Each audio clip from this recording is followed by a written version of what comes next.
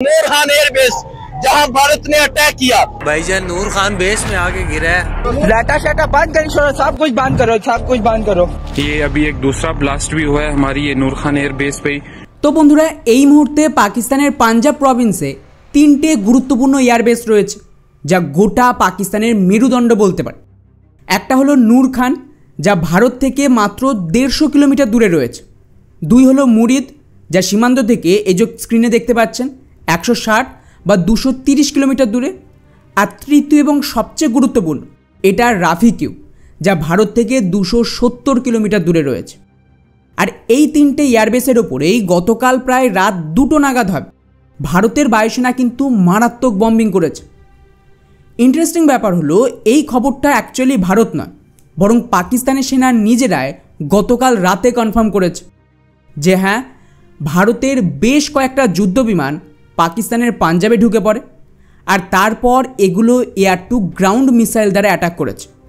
এখনও এখানে এটা কনফার্ম নয় যে ভারতের তরফ থেকে কোন ধরনের মিসাইল দ্বারা অ্যাটাক করেছে, কিন্তু একটা বিষয় খেয়াল করেন, পাকিস্তান বলছে যে আমাদের যুদ্ধবিমান ওদের দেশে ঢুকে পাঞ্জাবে গিয়ে বম্বিং করেছে, কোনো ব্যালিস্টিক মিসাইল দিয়ে দূর থেকে বা ড্রোন অ্যাটাক হয়নি।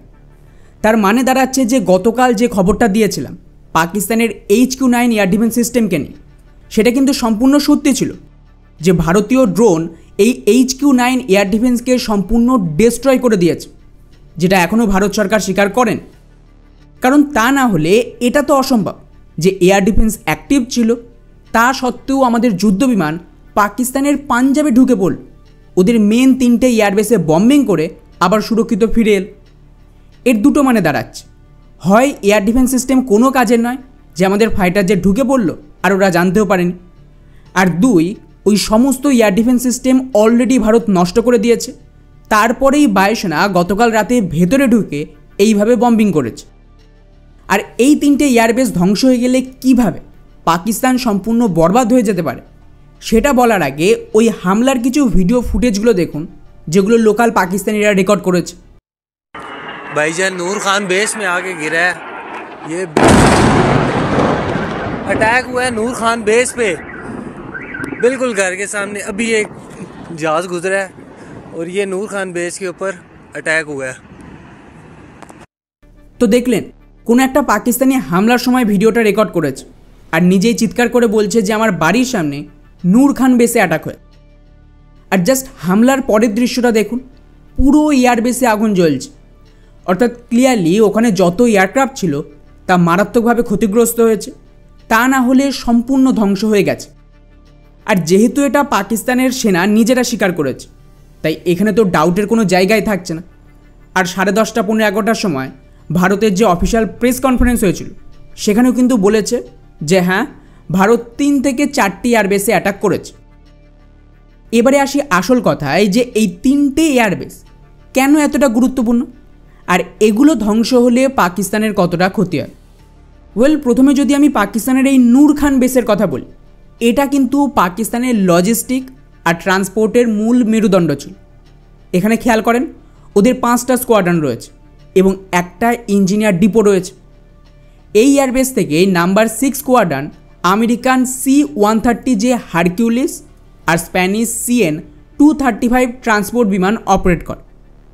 এরপর নাম্বার 12 স্কোয়াড্রন ছিল যারা মেইনলি VIP বিমান অপারেট করে, যেমন ধরুন গালফস্ট্রিম G-450, গালফস্ট্রিম 4, গ্লোবাল 6000 এবং তার সাথেই আমেরিকার অ্যাক্সেল বিমান মজুদ ছিল।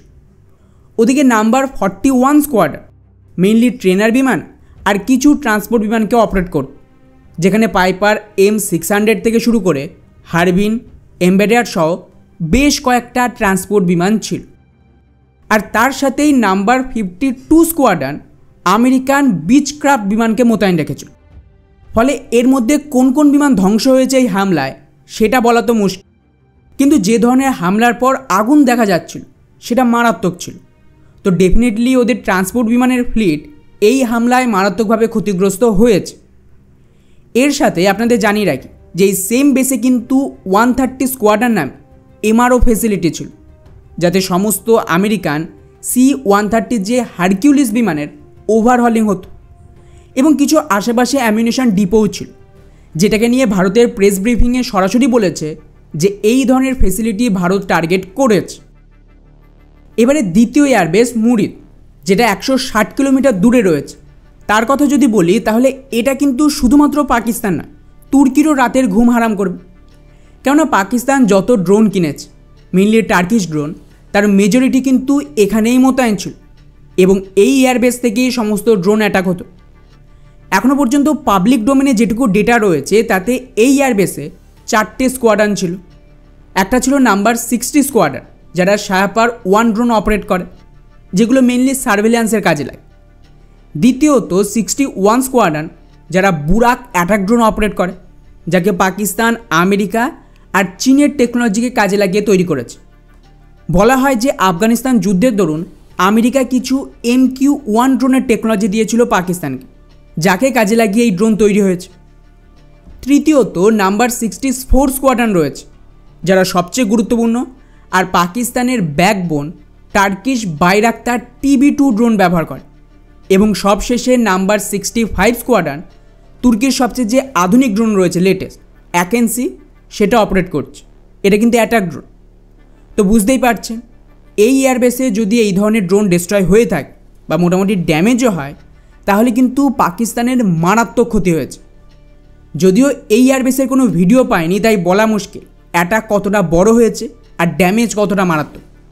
কিন্তু আগের এয়ারবেসে যে ধরনের হামলা দেখলাম, তাতে মনে হয় না যে এখানেও ড্যামেজ খুব একটা কম ছিল। এবং ফাইনালি তৃতীয় এয়ারবেস রাফিকুল, এটা পাকিস্তানের জন্য সবচেয়ে মারাত্মক ছিল। কেননা এই বেস কোনো ট্রান্সপোর্ট বিমান বা ড্রোন অপারেট করে না, এরা যুদ্ধ বিমান অপারেট করে।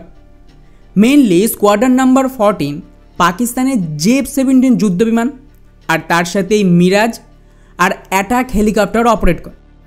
তো এই বেসে অ্যাটাক করে ডেফিনেটলি পাকিস্তানের মূল যুদ্ধ বিমান JF-17কে টার্গেট করেছে ভারত।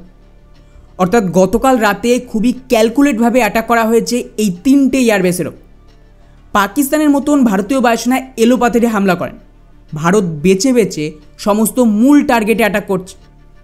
আর যেভাবে লাগাতার পাকিস্তানের এয়ারবেসকে টার্গেট করা হচ্ছে, ওদের এয়ার ডিফেন্সকে ডিস্ট্রয় করা হচ্ছে, তাতে ভারত মনে হচ্ছে না যে এই যুদ্ধ বেশি দিন টেনে নিয়ে যায়।